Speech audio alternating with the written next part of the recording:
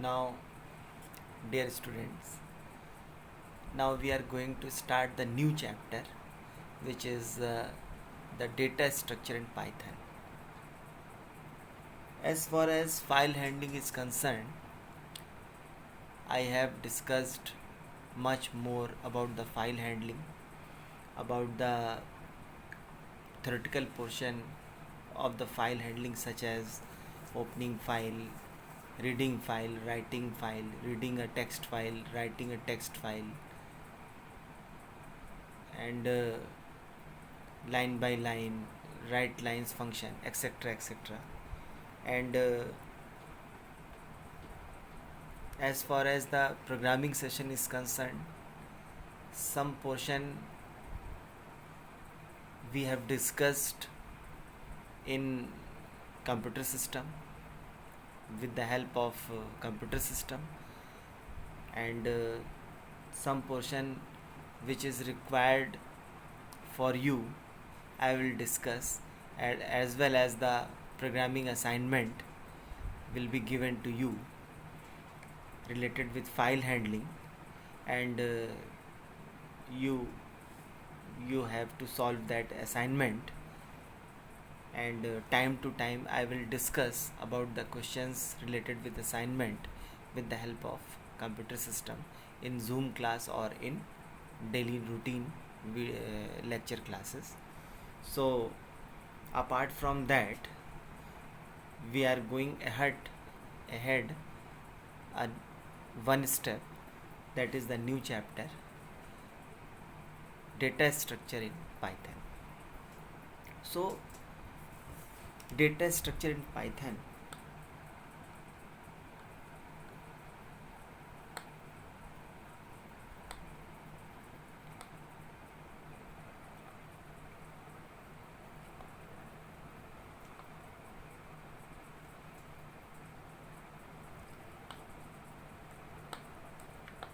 data structure in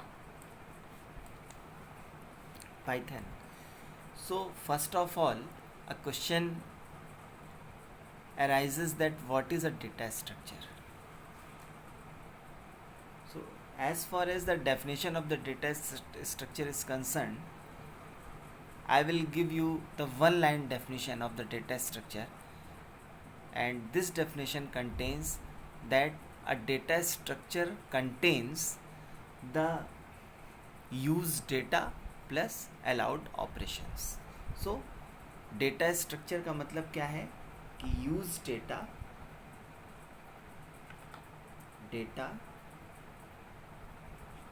plus allowed operations.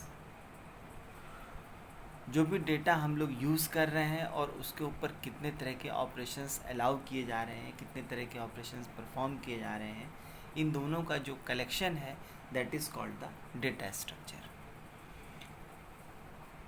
And data structures are broadly classified into two parts, types of data structures.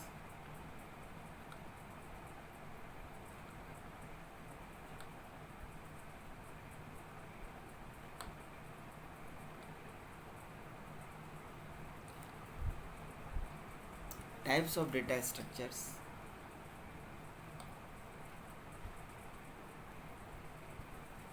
So data structures are divided into two parts. The first is linear data structure,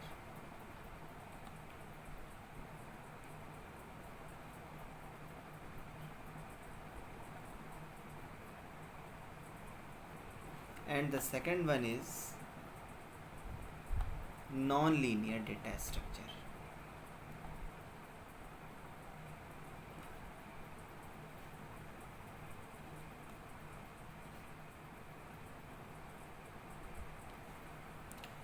Linear data structure means, suppose this is the axis of x and this is the axis of y and this is origin.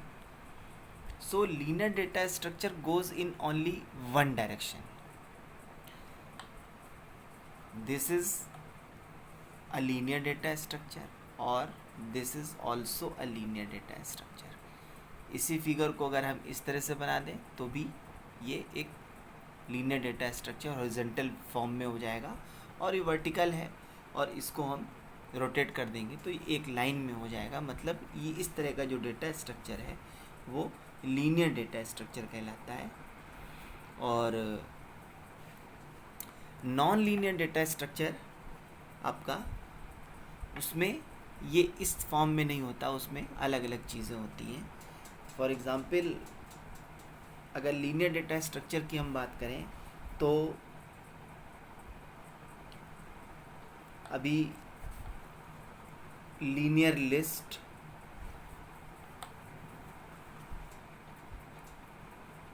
और in other words we can also say it in as array, is a kind of linear data structure. Another example of linear data structure is stack. Another example of linear data structure is queues. वही Q जो ration card में लगती है, ration की दुकानों पे लगती है, रिजर्वेशन काउंटर पे लगती है, बिल्कुल वही क्यू. तो इन सारी चीज़ों के बारे में हम लोग बाद में डिस्कस करेंगे. तो ये है लीनियर डेटा स्ट्रक्चर. और नॉन लीनियर डेटा स्ट्रक्चर के एग्जाम्पल की बात अगर हम करें तो उसके एग्जाम्पल हैं ट्री, हीप्स और graph etc. These are the examples of non-linear data structure. As far as our 12th syllabus is concerned, the linear data structure is included in our 12th syllabus. So we will discuss about the linear data structure. For example, list or array, stack, queues. So as far as the linear data structure is concerned, list or array is a part of linear data structure which we have already discussed in class 11th. So array, basically today we will discuss about the linear data structure and mainly discuss about the array, linear list. So list or array.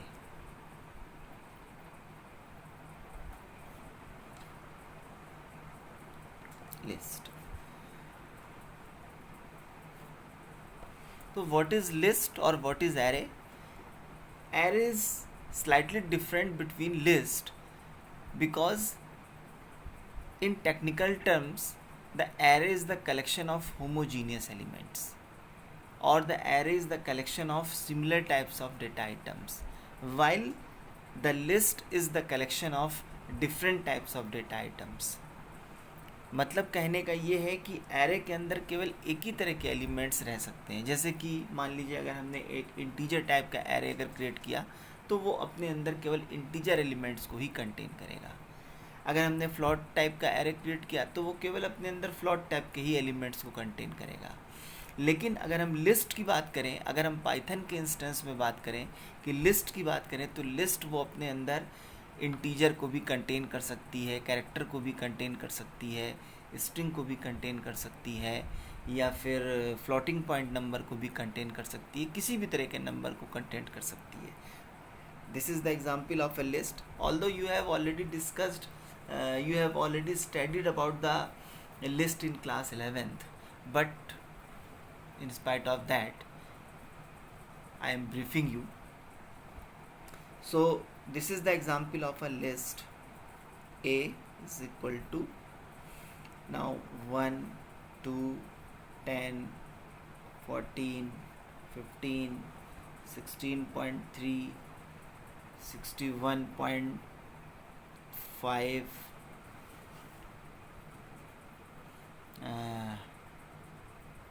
Any name, Aman, or P or 60. This is an example of list. So this list A contains the integer elements. These are the integer elements.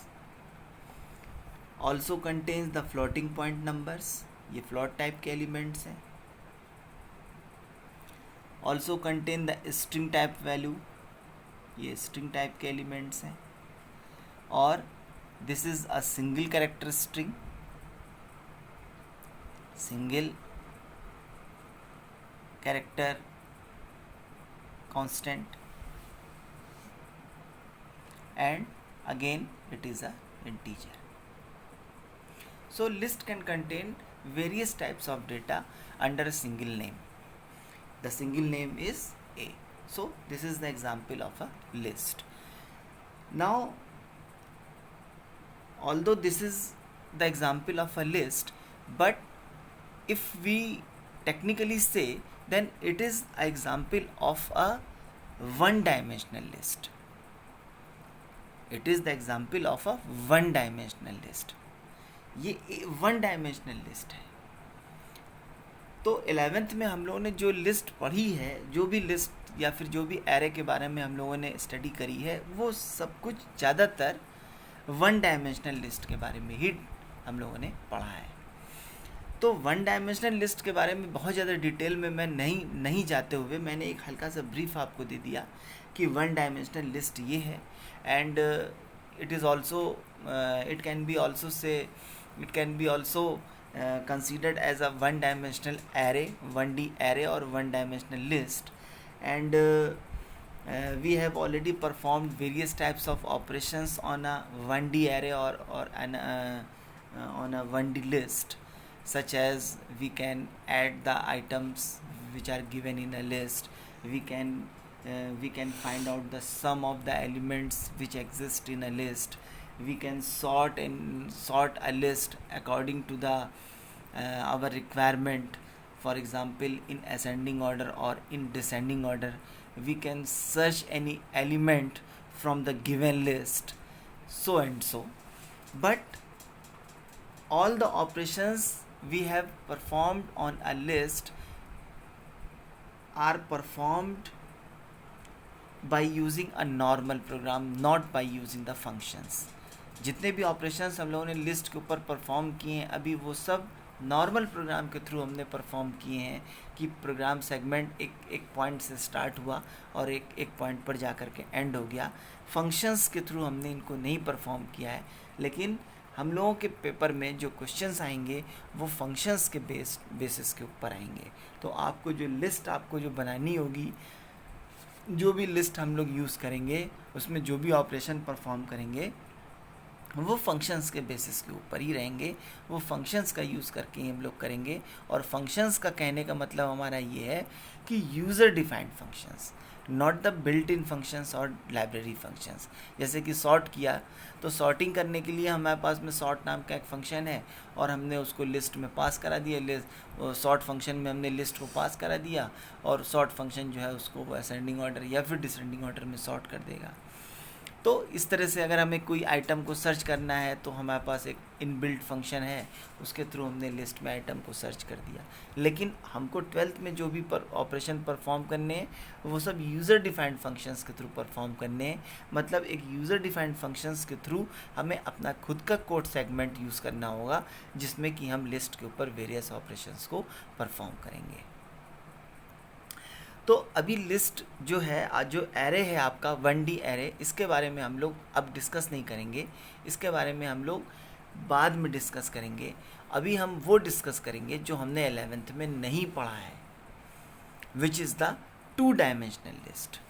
So if we talk about the array or list in Python, then list is divided or array is divided into 2 parts. The one is one dimensional array and the second one is 2 dimensional array. In other words, we can also say it as multi-dimensional array.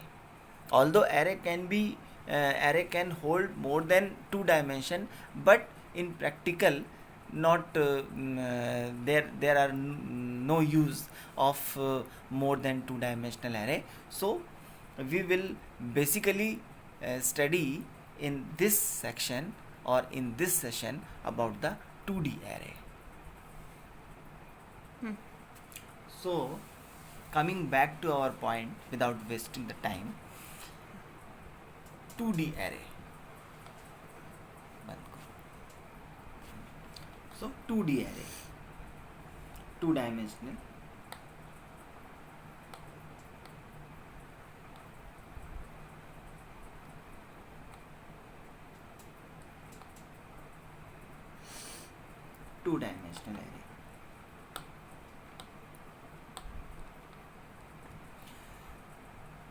So as far as two-dimensional array is concerned, matrix is the perfect example of two-dimensional array. So matrix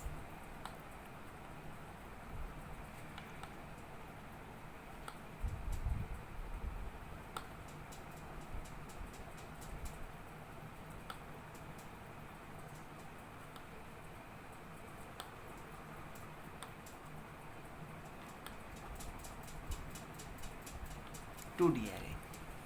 And what is matrix? Matrix is the collection of rows and columns.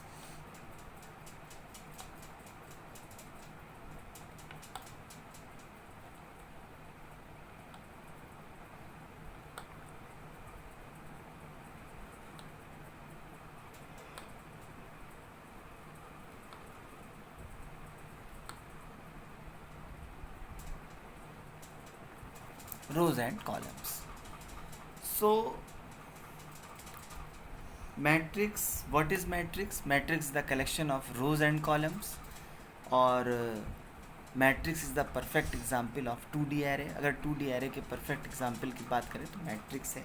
जैसे कि for example कि 1 2 3 4 5 6 7 8 9, it is a matrix.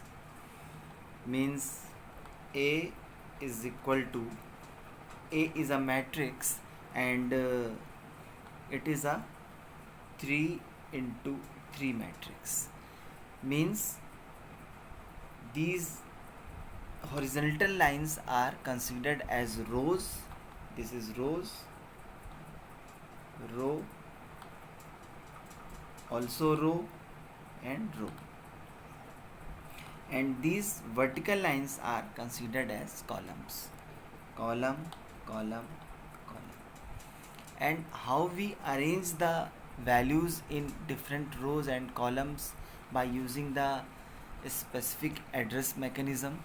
So the address mechanism of a matrix is, this is the row number 0, this is the row number 1, and this is the row number 2. The index of an array always starts from 0 to n minus 1, as we already studied in class 11th by using the 1D array. जब हमने 1D array के बारे में class 11th में पढ़ा था तो हमको पता था कि जो एरे की इंडेक्स होती है वो हमेशा 0 से स्टार्ट होकर के n-1 तक जाती है, where n is the size of array. जैसे कि मान लीजिए अगर हमने एक 1D एरे बनाया तो 1D एरे अगर हमने 10 एलिमेंट्स का बनाया तो 10 is the size of array, which that means the value of n is 10 and the index or the subscript of that array will starts from the index number 0 to index number n-1, means 10-1 is equal to 9. मतलब 0 से लेकर के 9 तक index वो जाएगी. उसी तरह से यहाँ पर भी टोटल नंबर ऑफ रोज़ की अगर हम बात करें तो यहाँ पे टोटल नंबर ऑफ रोज़ हैं 3. तो जो रो की इंडेक्स होगी वो 0 से लेकर के 3 माइनस 1 मतलब 2 तक जाएगी। इसी तरह से कॉलम की अगर हम बात करें तो ये कॉलम नंबर 0 होगा, ये कॉलम नंबर 1 होगा और ये कॉलम नंबर 2 होगा। मतलब इसमें भी टोटल नंबर ऑफ कॉलम 3 हैं। तो ऐसे केस में इस कॉलम की जो इंडेक्स होगी वो भी 0 से लेकर के n-1 तक जाएगी। मतलब 3 माइनस 1 मतलब 2 तक जाएगी, मतलब 0 1 2। अब क्या है कि अगर हम इसका अरेंजमेंट करें तो इसको हम दो तरह से अरेंज कर सकते हैं। If we arrange the elements of a 2D array in a matrix, then we can arrange this in two ways. The one is row major order.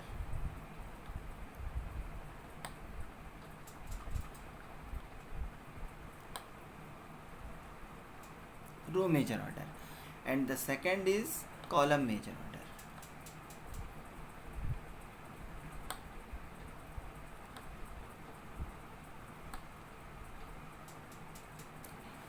Row major order में जो अरेंजमेंट होता है वो इस type से होता है ये, और कॉलम मेजर ऑर्डर में जो अरेंजमेंट है वो इस फॉर्म में होता है। मतलब अगर हमारे पास में अगर ये 3 इंटू 3 की मैट्रिक्स है तो इसमें टोटल नंबर ऑफ एलिमेंट्स कितने होंगे? 9 होंगे। तो ऐसे केस में अगर हमारे पास में एलिमेंट है 1 2 3 4 5 6 7 8 9, मान लीजिए ये 9 एलिमेंट्स हैं हमारे पास। तो अगर हम इसको रो मेजर ऑर्डर में अरेंज करेंगे तो ये होगा 1 2 3 4 5 6 7 8 9, इस फॉर्म में अरेंज होगा। और अगर इसी को हम कॉलम मेजर ऑर्डर में अरेंज करें तो ये होगा 1 2 3 4 5 6 7 8 9। तो अब मेरे ख्याल में समझ में आ गया होगा आपके कि what is the difference between arranging the elements in row major order and column major order. अब आते हैं हम लोग अलग अलग लोकेशंस की। तो अगर हम देखें तो जैसे कि ये मैट्रिक्स है, तो ये जो लोकेशन है वो 0, 0 की लोकेशन है। इसी तरीके से ये लोकेशन जो होगी वो 0 1 की होगी और ये 0 2 की होगी। इसी तरह से यहाँ पर अगर देखें तो ये 1, 0 होगी, 1, 1 होगी, 1, 2 होगी, और यहाँ पर 2, 0 होगी, 2, 1 होगी और 2, 2 होगी। इस तरह से है। जहाँ पर मतलब जैसे कि ये है आपका R0, ये है R1 और ये R2। उसी तरीके से ये C0, ये C1 और ये C2। तो कहने का मतलब ये है कि यहाँ पर रो है हमारी 0 और कॉलम भी है हमारा 0। तो ये एलिमेंट का जो एड्रेस होगा वो होगा 0, 0 लोकेशन। उसी तरीके से ये अभी कॉलम, ये रो हमारी फर्स्ट 0 ही चल रही है और कॉलम हमारा 1 हो गया, मतलब सेकंड कॉलम आ गया। तो ऐसे केस में रो कॉलम मतलब 0th row and first column मतलब 0, 1। मतलब अगर इसकी हम बात करें तो ये जो एलिमेंट है 1 जो है वो 0, 0 पर है, यहाँ पर है। इस तरीके से ये 0, 0 पर है। इसी तरह से ये 0 1 पर है और ये 0 2 पर है। इसी तरह से यहाँ पे ये 1 0 पे है, 1 1 पे है और 1 2 पे है, और ये 2 0 है, 2 1 है और 2 2 है। इस तरह से इसका अरेंजमेंट है। इसी तरह से यहाँ पर भी हम लोग कर सकते हैं। तो इस तरह से आपका एड्रेसिंग होती है, मतलब लोकेशन जो होती है वो इस तरह से है। तो अभी हम लोग आगे देखते हैं क्या है। अब नेक्स्ट हेडिंग आती है कि creation and initialization of a 2D array. So creation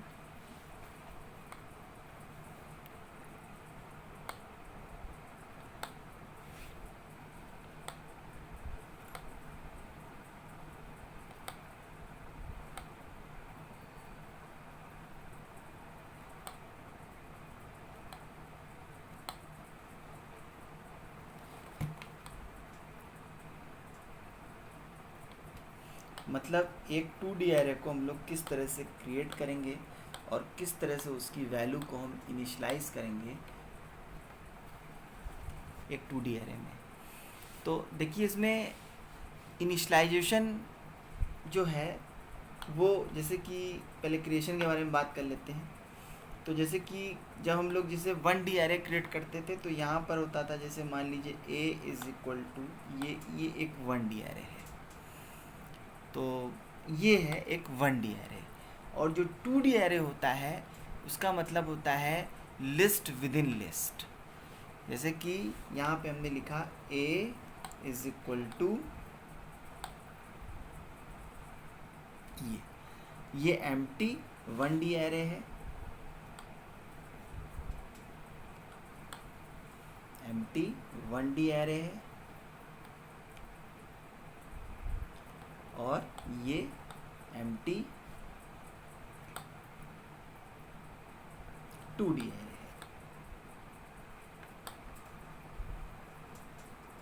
ये अब क्योंकि हम लोग को 2D एरे के बारे में डिस्कस करना है, तो जैसे कि मान लीजिए हमने यहाँ पे लिखा कि a इज़ इक्वल टू, और यहाँ पे मैं लिखा 1 2 3। अब ये इजी है हमारे लिए, 1 2 3 4 5 6 7 8 9, आप कुछ भी वैल्यू रख सकते हैं, रैंडमली वैल्यू रख सकते हैं, इसमें कोई प्रॉब्लम की बात नहीं है।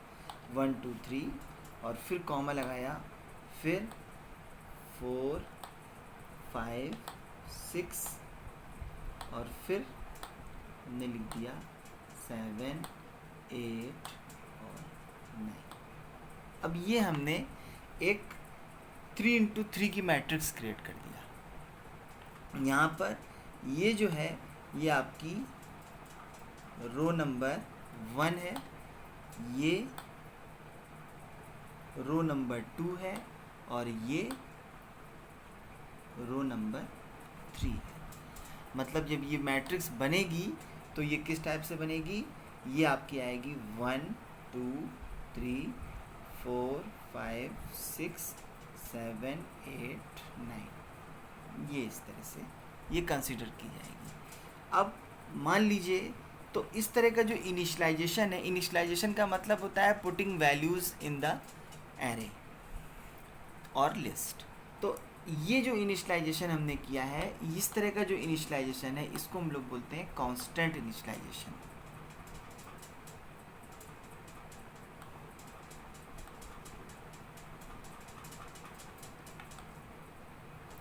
कांस्टेंट इनिशियलाइजेशन का मतलब ये है कि हमने एरे के अंदर वैल्यूज़ को एज अ कांस्टेंट हमने प्रोवाइड कर दिया या सप्लाई कर दिया।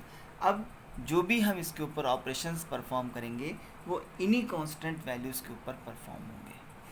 तो जैसे कि मान लीजिए अगर हमको यहाँ पे हमने मान लीजिए हमको लिखना है, हमने यहाँ पे लिखा कि प्रिंट,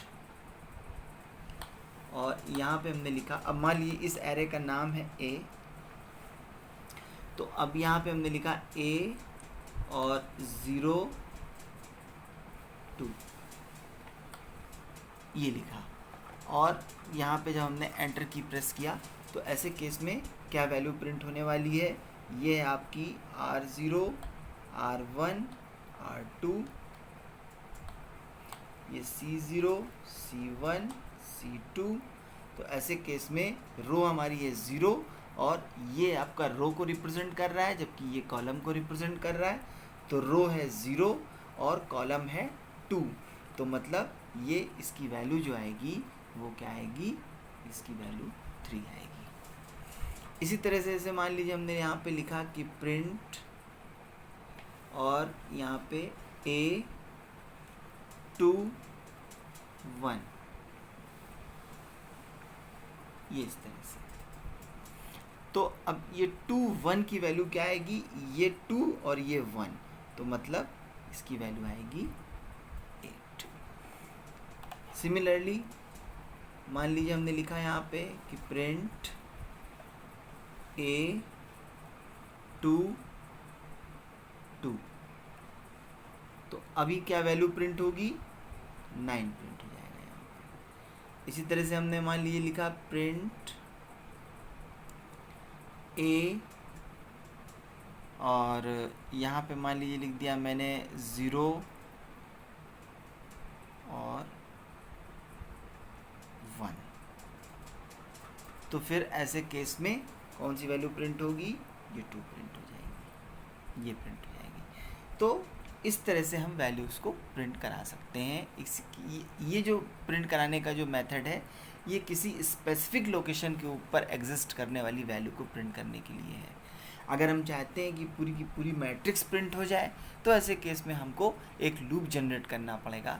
अब लूप जनरेट करने में भी हमको एक चीज़ का ध्यान रखना पड़ेगा। जब 1D एरे पे हम लोग जब वर्क करते थे तो हम लोग एक सिंगल लूप जनरेट करते थे, लेकिन जब 2D एरे के ऊपर जब हम लोग वर्क करेंगे तो हम लोग 2 लूप जनरेट करेंगे। एक लूप हमारा रो को रिप्रेजेंट करेगा, जबकि दूसरा लूप उस रो के अंदर वैल्यूज़ को पुट करने के लिए रिप्रेजेंट करेगा, मतलब कॉलम्स को रिप्रेजेंट करेगा। जैसे कि मान लीजिए ये रो 1 है, ये आपकी रो, ये पहली रो है।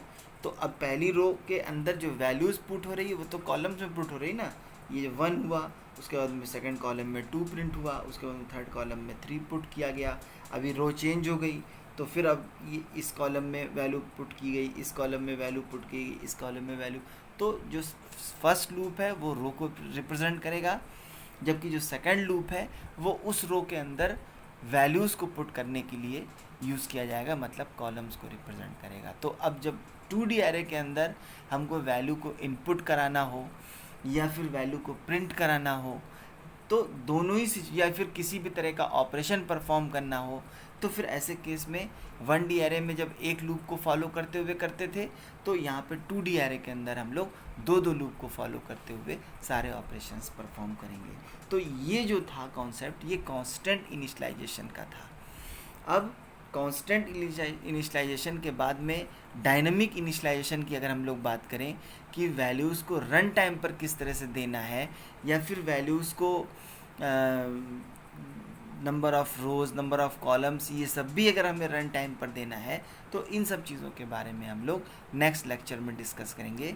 और उम्मीद करेंगे कि इसको आप लोग अच्छे से समझेंगे, इसको देखेंगे, पढ़ेंगे। और इसके अलावा अगर कोई क्वेरीज आती है तो वो जूम क्लास के अंदर आप लोग उसको पुटअप करेंगे हमसे, और I will be very happy to answer your questions. So thank you for today.